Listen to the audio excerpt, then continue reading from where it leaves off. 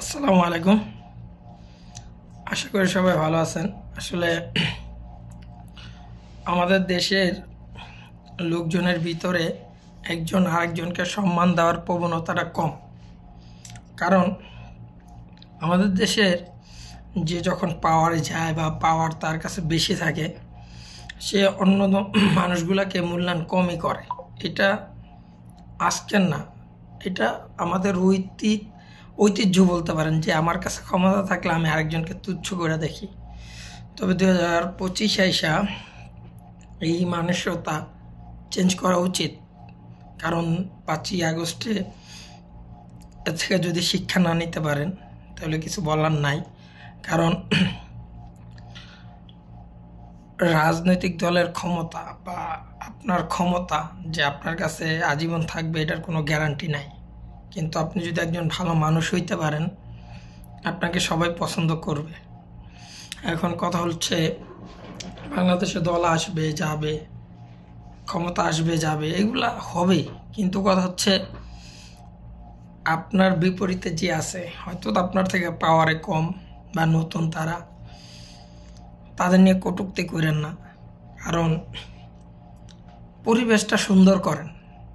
কটূক্তি, খারাপ বাক্য বা কাউকে ছোট করে দেখা, এগুলা কিন্তু সম্মান বাড়ায় না। ছোট হোক বড় হোক, প্রত্যেকে সম্মান ডিজার্ভ করে। তো এই জন্যই ছোট্ট একটা ভিডিও বানানো, যে গতকাল থেকে আমার ফেসবুকে আমি দেখতেছি ওই এনসিবির একটা দল আসছে, তাদের প্রতীক হচ্ছে শাপলা। তো এটা নিয়ে অনেক ধরনের পোস্ট দিতেছেন, অনেকে খারাপ বলতেছেন, অনেকে বাজে বলতেছেন, অনেকে ভালো বলতেছেন। কিন্তু একটা কথা হচ্ছে, আমরা যদি আমাদের মানসিকতা চেঞ্জ না করি, আমরা যদি খারাপ নিয়ে পড়ে থাকি, আমাদের ভবিষ্যৎ খারাপ। কারণ দেখেন, পৃথিবীতে এখন সবাই মিসাইল, এয়ার ডিফেন্স এগুলা নিয়ে ব্যস্ত। যুদ্ধ, মারামারি, হানাহানি, কাটাকাটি থেকে নিজেকে কতটা স্বয়ংসম্পূর্ণ করতে পারে সেই জায়গায় ব্যস্ত। সব দলের কাছে একটাই রিকোয়েস্ট থাকবে, নিজেদের ভিতরে মারামারি না কইরা সবাই মিলে একটা দেশ দল বানান, একজন আরেকজনকে সম্মান দেন, নিজেদের দেশটাকে স্বয়ংসম্পূর্ণ বানান, নিজেদের শক্তি বজায় রাখুন, শক্তি বাড়ান। একজন আরেকজনকে ছোট করবেন, গালি দেবেন, এভাবে দেশের সম্মানটাই নষ্ট হয়, ঐক্যবদ্ধতা নষ্ট হয়, একজনের প্রতি আরেকজনের ক্ষোভ বৃদ্ধি পায়।